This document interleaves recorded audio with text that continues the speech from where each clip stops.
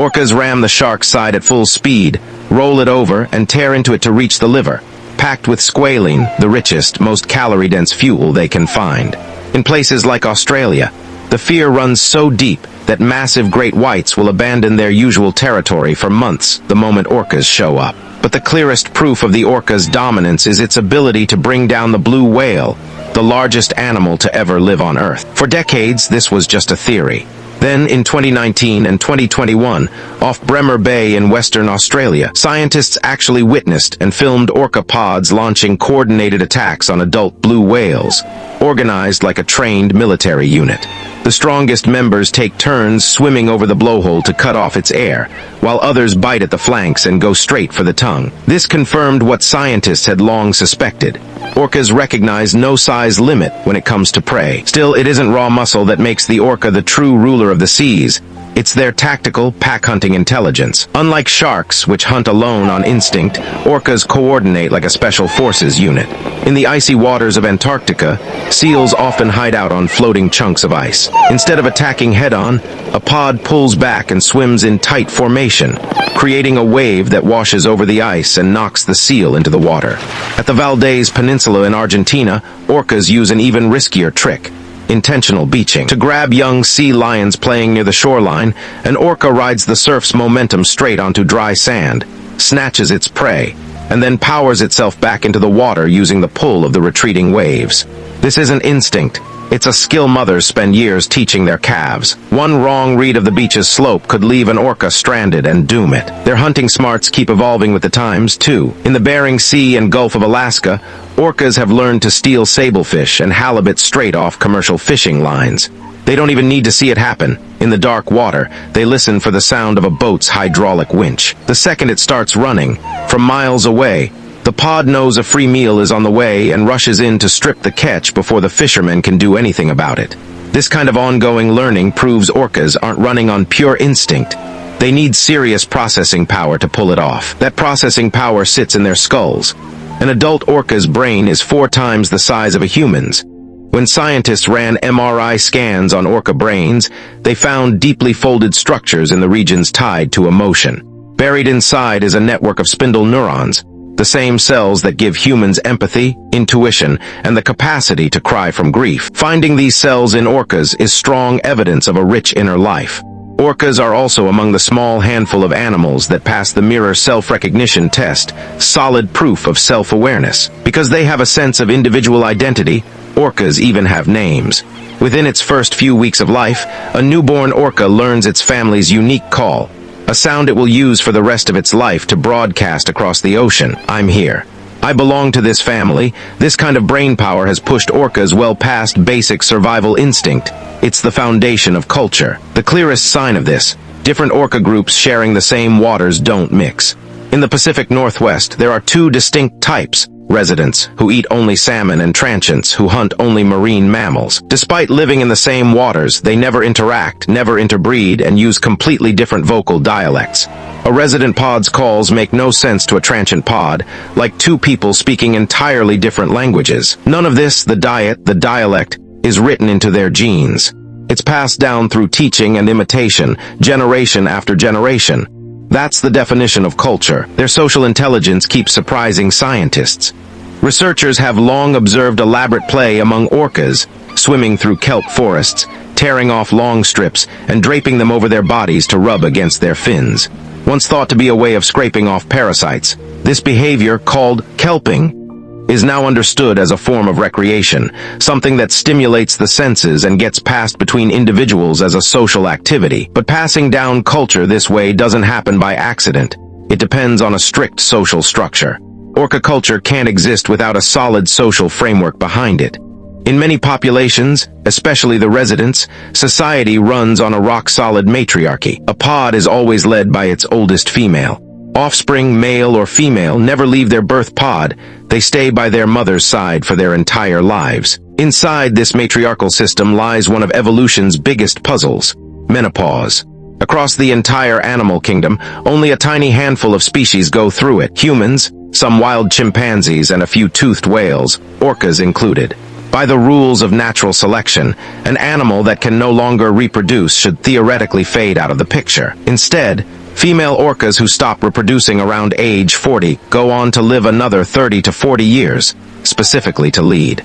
The best-known example is the legendary matriarch Granny, known as Jaitwo, one of the longest-lived orcas ever recorded, estimated to be nearly 80 years old. That means she spent half her life purely guiding her descendants. Scientists call this the grandmother hypothesis.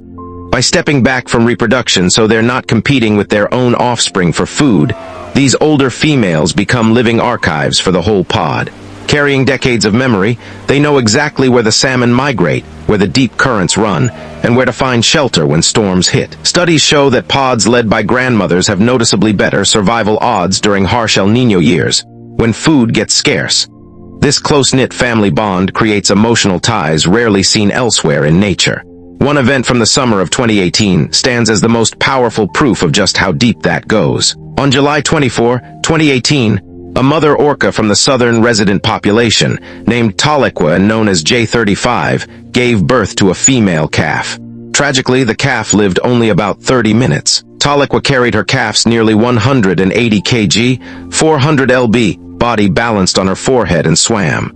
Every time it slipped beneath the surface, she dove down and pushed it back up to breathe. She stopped eating, ignored her own exhaustion, and carried her calf for 17 straight days and nights, covering roughly 1,000 miles, 16 km. Throughout that grueling journey, the rest of her pod stayed close by, taking turns helping carry the calf when Tahlequah grew too tired. The world watched in stunned silence. Neurobiologists point to this as undeniable proof of grief, a depth of psychological pain that crosses species lines and shows these animals love their families every bit as much as we love ours. It's exactly this intelligence and emotional depth that shapes how orcas relate to the world. And it's the key to understanding their strange relationship with humans, which brings us to the biggest question of all. Why hasn't an intelligent predator with bone-crushing jaws, brutal hunting tactics, and the power to kill a blue whale ever killed a single human in the wild? Throughout all of recorded history, the number of people killed by wild orcas stands at exactly 0. Picture diving into the ocean and coming face to face with one. You're looking at a hypercarnivore. You swim slowly with no armor, no claws, no venom. Out in the open sea, you're just soft, defenseless, and easy pickings. By every rule of predator logic, you should be an easy meal. Instead, they glide right past, throw you a curious glance, and swim off. That goes against every basic survival instinct a predator has: go after the easiest available food. To untangle this, we need to clear up a common myth. A lot of people assume that a human on a surfboard looks like a seal from below, which is why great white sharks often bite people by mistake. So why does that almost never happen with orcas? The answer is their biological sonar, echolocation. Unlike a shark's blurry underwater vision, an orca's sound waves can essentially see through skin. That sonar tells them our bone density, our two-chambered lungs, and crucially, how thin our body fat is compared to a seal's. The sound waves send back one clear message: this creature doesn't have the blubber a seal has. It isn't a seal. Even the best sonar has its limits, though. In shallow water, crashing waves fill the water with bubbles that scramble the acoustic signal. That's exactly what happened in one of the most famous encounters on record. In 1972, off the California coast, a surfer was paddling through choppy whitewater. With its sonar jammed by bubbles, a hunting orca had to go on site alone. Spotting a dark shape at the surface, its hunting instinct kicked in instantly. It lunged and clamped down on the surfer's leg. With a bite strong enough to crush whale bone, it could have torn the person apart in an instant. But the moment its teeth touched flesh and picked up on the wrong bone structure, it let go immediately and swam away. That single moment of restraint says everything. Even when their hunting instinct misfires, orcas stay clear-headed enough to catch the mistake and call off the attack. So if humans really are off-limits, how do we explain what's been rattling Europe lately? Since the summer of 2020, a group of orcas around the Iberian Peninsula has been repeatedly targeting sailboats, approaching, ramming them, and biting through fiberglass rudders until they snap off. So far, there have been more than 673 documented incidents, with several boats taking on water and sinking. Headlines quickly called it nature's revenge. But behavioral scientists point to one key detail. When boats go down and frightened people end up in the water, the pod just swims away. They never touch a single person. Their only target is the rudder. Research shows this behavior comes from a group of about 15 orcas, mostly young ones. It's essentially a trend, much like teenagers latching onto a viral craze. Ramming the rudder creates interesting turbulence in the water or produces a satisfying feeling against their bodies. It's a form of play or maybe a kind of hydrodynamic practice. No matter how destructive it looks to the boats, the orcas still stick to one unbroken rule of their species: never harm a human. Tragically, that remarkable restraint, this quiet truce with the ocean, has been broken by us, through the captive entertainment industry. Picture a creature with a massive, emotionally complex brain, used to swimming hundreds of miles a day with its family, suddenly locked in a concrete tank barely a few body lengths wide. That kind of confinement doesn't just hurt them physically. It triggers a condition called zoochosis, a form of captivity-induced psychosis. It starts with their own biology working against them. In the wild, orcas navigate through sound.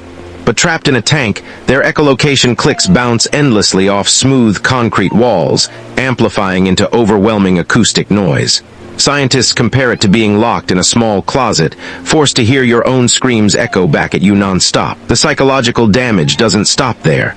In the wild, orca families have their own cultures and dialects, but marine parks routinely grab individuals from completely different oceans and throw them together in the same tank. Forcing animals that don't share a language to live in cramped quarters with no way out has created something like a brutal arena. Most captive orcas carry deep scars from the teeth of their tank mates. Pushed to their limit, some spend hours grinding their teeth against steel gates and concrete edges, wearing them down to the pulp. To stop deadly infections, vets have to drill out the exposed pulp, a painful procedure done while the animal is fully awake, without anesthesia. The physical toll shows up most clearly in their dorsal fins. In the wild, a male's fin stands upright like a blade. In captivity, essentially every mature male's fin collapses. With no bone inside to support it, floating near the surface lets gravity slowly pull the collagen tissue down. Instead of living out an 80-year lifespan like they would in the ocean, captive orcas often die of infection by around age 20. And when a mind this advanced is pushed past its limit, these glass-walled pools can turn into crime scenes. The most devastating example is Tilikum, a massive male orca weighing 540 kg, 11,900 lb. Captured off the coast of Iceland in 1983 at just 2 years old, Tilikum was moved to a marine park and housed with 2 highly aggressive females. Every single night for years, he was herded into a pitch-black metal enclosure only about 6 meters, 20 feet, across, and kept there for over 14 hours at a stretch, just to keep the whales from attacking each other. The darkness, the isolation, and the constant wounds gradually turned Tilikum from a curious young animal into a deeply damaged one. Over 34 years in captivity, Tilikum was involved in the deaths of 3 people. His first victim in 1991 was pulled underwater and drowned. His second in 1999 was found dead on his back. But the worst moment came in 2010 during a live show when Tilikum grabbed his most experienced trainer, Dawn Brancho, and pulled her underwater. The attack was so violent that her body was severely injured, and Tilikum wouldn't let go of her for a long time afterward. Compare that to the restraint shown by wild orcas. What Tilikum did wasn't an accident like the 1972 surfing case, and it wasn't hunger-driven instinct. It was the desperate response of a mind broken by years of sustained abuse. Tilikum's story is the darkest reflection of our own actions. Orcas might overlook us out in the open ocean, but strip away their freedom, their family, their world, and they can turn violent. Even as the era of captive shows slowly fades, wild killer whales now face quieter, but just as dangerous threats in their own home. The roar of massive cargo ship propellers is drowning out their echolocation, leaving them unable to coordinate hunts, communicate, or keep track of their young. On top of that, there's a chemical time bomb building in their bodies.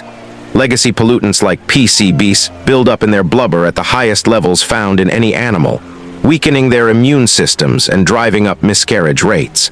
And on top of all that, climate change and dam building have wiped out much of the Chinook salmon population, forcing groups like the southern residents to make an impossible choice: abandon thousands of years of cultural tradition or starve. While modern science is only now piecing together who these animals really are, indigenous peoples of the Pacific Northwest have understood them for thousands of years. Tribes like the Lummi don't see mindless beasts. They call them Qwelhulmechan, our relatives under the waves, a name that reflects deep respect for a culture that mirrors our own. Which brings us to the real mystery here. It's not why killer whales avoid eating humans. It's how a top predator instinctively knows to hold back its full power, protect its own culture, and keep an unspoken peace with us, even while we keep poisoning the ocean we both call home. Next time you look out at the white-capped waves, think about the songs and the extraordinary minds moving quietly beneath the surface. Protecting the killer whale isn't just about saving one species. It's a lesson in respecting nature and a reminder of what real restraint and harmony look like.